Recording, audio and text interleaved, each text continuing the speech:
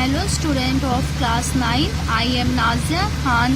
Let's start with chemistry and today we will discuss about chapter 2 chemical changes and reactions part 2. So next topic is types of chemical changes or chemical reaction.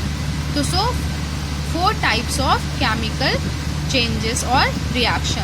First is direct combination reaction. Direct combination reactions को हम और synthesis भी बोलते हैं. Next is decomposition, third is displacement and fourth is double decomposition. तो let's start direct combination और synthesis. Direct combination reaction क्या होता है? A reaction in which 2 or more substance combine together to form a single substance is called a combination reaction or synthesis. Means 2 या 2 से ज़्यादा substance जब combine हो जाएंगे एक सिंगल सब्सटेंस फॉर्म होगा, उसी को हम कॉम्बिनेशन रिएक्शन बोलते हैं. फॉर एग्जांपल जैसे A + B, ये क्या है? ये 2 सब्सटेंस है. जब ये आपस में कंबाइन हो जाएंगे एक साथ और एक सिंगल सब्सटेंस फॉर्म होगा, ये AB, तो इसी को हम क्या बोलेंगे? Direct combination reaction. और आपके जो कॉम्बिनेशन रिएक्शन होते हैं इसमें भी टाइप्स होते हैं. जैसे फर्स्ट टाइप है आपका 2 elements combine to form a compound. जब 2 एलिमेंट्स कंबाइन होंगे तो एक कंपाउंड बनेगा. For example carbon burn in oxygen to form a gaseous compound. ये कार्बन सॉलिड स्टेट में, ऑक्सीजन गैसियस स्टेट में. जब ये कार्बन ऑक्सीजन के साथ बर्न होगा इन प्रेजेंस ऑफ हीट, जब हम हीट प्रोवाइड करेंगे तो कार्बन क्या होगा? ऑक्सीजन के साथ बर्न होके और एक कंपाउंड बना लेगा. क्या है? Carbon dioxide plus heat. फिर next example reaction is reaction between iron and sulphur to form iron sulphide. ये दोनों सॉलिड स्टेट में जब इनका आपस में रिएक्शन हम कराएंगे हीट प्रोवाइड करके तो क्या बनेगा? Iron sulphide. फिर next is an elements and a compound combine to give a new compound. जब एलिमेंट और कंपाउंड या एक एलिमेंट होगा और दूसरा कंपाउंड होगा, कंबाइन होंगे तो एक न्यू कंपाउंड बनेगा. जैसे कार्बन मोनोऑक्साइड क्या है? कंपाउंड है, ये CO गैसियस फॉर्म में, और ये ऑक्सीजन क्या है? हमारा एलिमेंट है. जब हम कार्बन मोनोऑक्साइड बर्न होगा इन प्रेजेंस ऑफ ऑक्सीजन तो एक an elements to form a single product carbon dioxide. एक सिंगल प्रोडक्ट बनेगा हमारा कार्बन डाइऑक्साइड. जैसे कि क्या? कार्बन मोनोऑक्साइड क्या? ये कंपाउंड है और ये ऑक्सीजन है. तो हीट के प्रेजेंस पे ये क्या होंगे? बर्न होके एक सिंगल प्रोडक्ट बनेगा. क्या है ये? हमारा कार्बन डाइऑक्साइड. फिर next is 2 or more compounds combine. जब 2 और 2 से ज़्यादा कंपाउंड कंबाइन होंगे तो to form a single product, एक सिंगल प्रोडक्ट बनेगा. For example ammonia and hydrogen chloride. ये दोनों किस स्टेट में? गैसियस स्टेट में. जब ये दोनों क्या होंगे? ये दोनों क्या है? Both compound. अमोनिया भी कंपाउंड है और हाइड्रोजन क्लोराइड भी कंपाउंड है. जब ये कंबाइन हो जाएंगे, इनके बीच में रिएक्शन होगा तो एक न्यू कंपाउंड बनेगा. वो न्यू कंपाउंड क्या होगा? हमारा अमोनियम क्लोराइड, और ये सॉलिड स्टेट में बनेंगे.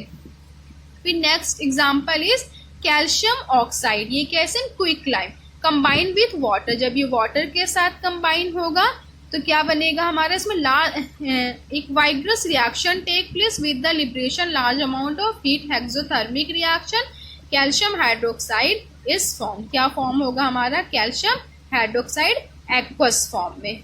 फिर नेक्स्ट इज डिकम्पोजिशन रिएक्शन. तो व्हाट इज डिकम्पोजिशन रिएक्शन? तो decomposition reaction is the breaking up of compound either into elements और simple compound such that these products do not recombine to form the original compound. ये बिल्कुल just direct combinations के opposite है. Direct combination में क्या था? 2 or more substance combine together to form a single substance. Means A plus B आपस में react होके एक सिंगल प्रोडक्ट बना रहे थे AB. बट यहाँ पे एक कंपाउंड जो है वो ब्रेक होके यहाँ पे सिंपलर कंपाउंड फॉर्म हो रहा है. जैसे AB, जब AB को क्या होगा? डिकम्पोज हो जाएगी, कंपाउंड ब्रेक होगा तो हमारा C+D एक सिंपलर कंपाउंड बनेगा, और ये जो सिंपलर कंपाउंड होगा ये अपने ओरिजिनल कंपाउंड में फॉर्म नहीं होगा। इसी को हम बोलेंगे decomposition reaction. For example, a compound break up into 2 or more element. जैसे कि हमारा कंपाउंड क्या है, मर्क्यूरिक ऑक्साइड में को जब हम हीट प्रोवाइड करेंगे तो जो मर्क्यूरिक ऑक्साइड होगा ये डिकम्पोज हो जाएगा, टूट जाएगा, और 2 एलिमेंट्स फॉर्म होगा, मरकरी लिक्विड फॉर्म में और ऑक्सीजन गैसियस फॉर्म में। तो आपका ये जो साइन है डेल्टा की, ये हीट को मेंशन करता है। फिर next example is silver chloride को जब हम रिएक्शन करेंगे सनलाइट के प्रेजेंस में तो ये डिकम्पोज हो जाएगा सिल्वर में और क्लोरीन में। फिर next is metal hydroxide. Metal, और ये सारे बहुत एग्जाम्पल है, जैसे कि नेक्स्ट एग्जाम्पल है a compound can break up to form 2 or more compound. जो एक कंपाउंड होंगे वो ब्रेक हो जाएंगे, ब्रेकअप टू फॉर्म 2 और मोर। जैसे कि कंपाउंड कैल्शियम कार्बोनेट, ये क्या है, ये बहुत ही इसको स्ट्रॉन्ग हीट, जब इसे हम बहुत ज़्यादा हीट प्रोवाइड करेंगे तब ये डिकम्पोज होके 2 कंपाउंड्स में बनेगी। 1000 डिग्री सेंटीग्रेड पे जब हम इसे हीट प्रोवाइड करेंगे तो ये कैल्शियम ऑक्साइड और कार्बन डाइऑक्साइड में फॉर्म होंगी, मीन्स तब न्यू कंपाउंड होगी, इसमें एक्स्ट्रा हीट की ज़रूरत होती है। So next is metal hydroxide. And what is metal hydroxide? Metal hydroxide क्या होता है, जब हाइड्रेट्स यानी thermal decomposition of metal compounds, अगर हम लोग इसे मेटल हाइड्रोक्साइड के साथ रिएक्शन कराएंगे तो इस रिएक्शन कराएंगे तो किस तरह का बिहेव करेगा। जैसे कि हमारा ये क्या है, पोटेशियम एंड सोडियम, ये क्या है, metal hydroxide are stable to, ये क्या होंगे, स्टेबल हैं। फिर जैसे नेक्स्ट है कैल्शियम, मैग्नीशियम, एल्युमिनियम, जब इसे हम हीट प्रोवाइड करेंगे तो ये डिकम्पोज हो जाएंगे मेटल ऑक्साइड में और वाटर वेपर में। फॉर एग्जाम्पल जैसे जिंक, ये आपका यहाँ कैल्शियम से लेके जो कॉपर तक का है, जब इसे हम हीट प्रोवाइड करेंगे तो ये किस में डिकम्पोज हो जाएंगे, मेटल ऑक्साइड में और वाटर वेपर। जैसे कैल्शियम हाइड्रोक्साइड पे जब हम हीट प्रोवाइड करेंगे तो हमारा ये मेटल बन रहा है कैल्शियम ऑक्साइड, और ये क्या बन रहा है, वाटर वेपर। ये जिंक हाइड्रोक्साइड है, जब इसमें हम हीट प्रोवाइड करेंगे तो जिंक ऑक्साइड एंड वाटर। ये लेड हाइड्रोक्साइड, तो यहाँ पे हमारा क्या बनेगा, metal oxide and water vapour. Next है Hg, मर्करी, जब मर्करी पे हम हीट प्रोवाइड्स करेंगे तो क्या होगा, हमारा क्या बनेगा, metal, oxygen and water vapour. जैसे ये है, जब इसे हम हाइड्रोक्साइड के साथ रिएक्ट करेंगे तो हमारा ये मेटल बन रहा है, ये ऑक्सीजन बन रहा है और ये वाटर वेपर बन रहा है। तो थर्मल डिकम्पोजिशन रिएक्शन क्या होता है, a decomposition reaction that is brought about by heat without any recombination on cooling is known as thermal decomposition. Next is metal carbonates. इसके पहले हम लोगों ने प्रीवियसली क्या था, हाइड्रोक्साइड, वहाँ पे क्या बन रहा था हमारा, मेटल एंड वाटर वेपर, और यहाँ पे हमारा क्या बनेगा, metal oxide and carbon dioxide. Because यहाँ पे क्या है, कार्बोनेट, तो ऑब्वियसली यहाँ पर क्या प्रोड्यूस होगा, कार्बन डाइऑक्साइड। तो ये भी पोटेशियम एंड सोडियम क्या होंगे, stable to heat and soluble in water. फिर कैल्शियम से लेके कॉपर तक जब इसमें हम हीट प्रोवाइड करेंगे तो इसमें क्या होगा, मेटल ऑक्साइड और कार्बन डाइऑक्साइड फॉर्म होगा। जैसे मैग्नीशियम कार्बोनेट, जब इसमें हम हीट प्रोवाइड करेंगे, हीट के प्रेजेंस में क्या होंगे, डिकम्पोज हो जाएंगे, मैग्नीशियम ऑक्साइड, ये मेटल ऑक्साइड बनेगा और कार्बन डाइऑक्साइड, यहाँ पे जिंक ऑक्साइड, कार्बन डाइऑक्साइड। फिर मर्करी ऑन हीटिंग, यहाँ पे भी metal, oxygen, carbon dioxide form होगा। जैसे AgCO थे, सिल्वर कार्बोनेट, जब हम हीट के प्रेजेंस में ये क्या हो जाएगा, डिकम्पोज हो जाएगा। क्या बन रहा है हमारा, ये मेटल है, ये ऑक्सीजन, ये मेटल ऑक्साइड बनेगा, और यहाँ पे क्या बन रहा है, कार्बन डाइऑक्साइड। फिर नेक्स्ट इज मेटल बाइकार्बोनेट्स, तो मेटल हाइड्रोजन कार्बोनेट, जैसे मेटल बाइकार्बोनेट्स और metal hydrogen carbonates decompose to give metal carbonate. जब ये डिकम्पोज हो जाएंगे तो हमें क्या मिलेगा, metal carbonates, water vapour and carbon dioxide. ये क्या है हमारा, सोडियम हाइड्रोजन कार्बोनेट। जब ये हीट के प्रेजेंस में ये सोडियम हाइड्रोजन कार्बोनेट डिकम्पोज हो जाएंगे सोडियम कार्बोनेट में, वाटर में और कार्बन डाइऑक्साइड में। कैल्शियम हाइड्रोजन कार्बोनेट, जब इसमें हम हीट के प्रेजेंस में ये डिकम्पोज हो जाएंगे कैल्शियम कार्बोनेट में, वाटर में, कार्बन डाइऑक्साइड में।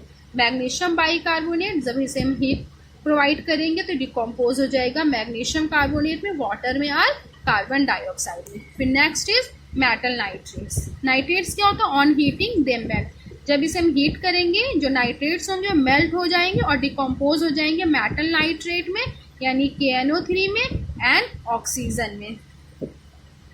फिर कैल्शियम से लेके हमारा जो कॉपर तक है, इसमें क्या होगा? डिकम्पोज ऑन हीटिंग, जब हम हीट करेंगे तो किस में डिकम्पोज होंगे?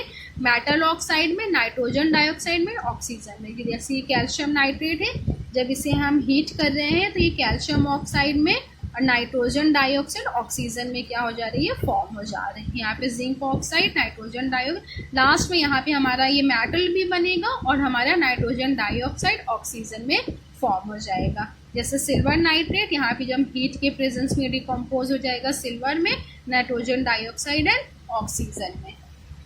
फिर है हमारा next decomposition reaction in body. तो जैसे digestion of food by our body क्या है? एग्जाम्पल है डिकम्पोजिशन रिएक्शन। जैसे starch present in food, food में जो स्टार्च प्रेजेंट होते हैं तो वो डिकम्पोज हो जाएंगे ग्लूकोज और शुगर में। एंड प्रोटीन डिकम्पोज हो जाता है अम्यूनो एसिड में। एंड फैट्स एंड ऑयल जो होगा वो डिकम्पोज हो जाता है फैटी एसिड में। एंड फाइनली ये ऑक्सीडाइज हो जाएंगे by respiration into carbon dioxide and water.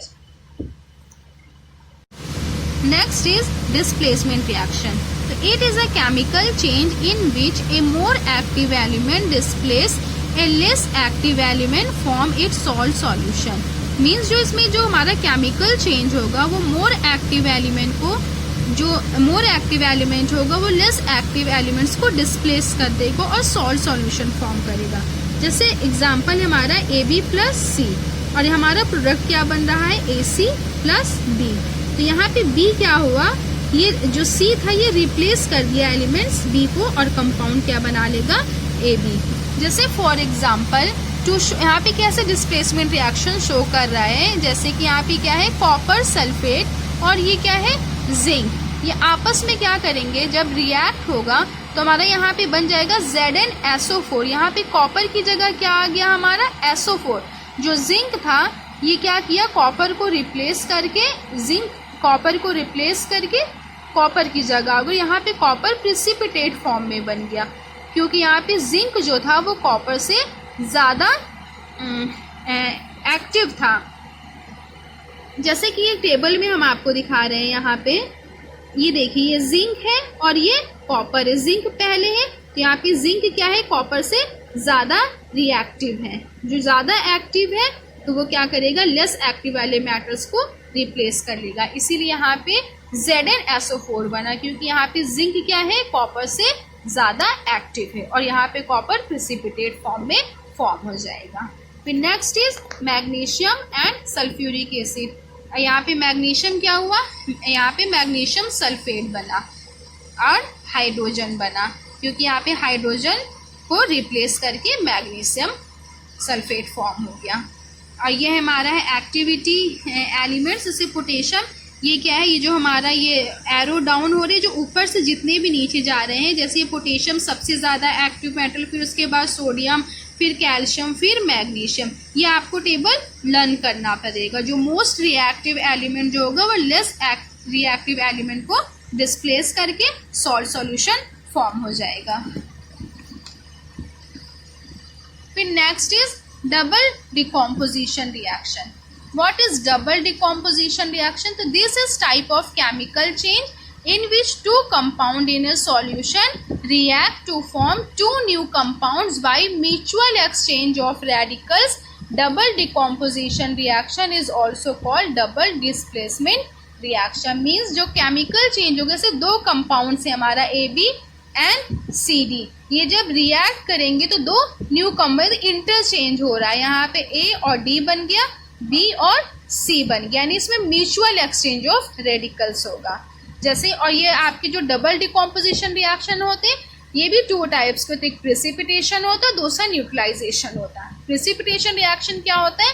A chemical reaction in which two compound in their aqueous state. जो हमारे ये केमिकल जो दो कंपाउंड्स हैं, barium chloride and sodium sulphate, किस फॉर्म में? हमारे एक्वस फॉर्म में है।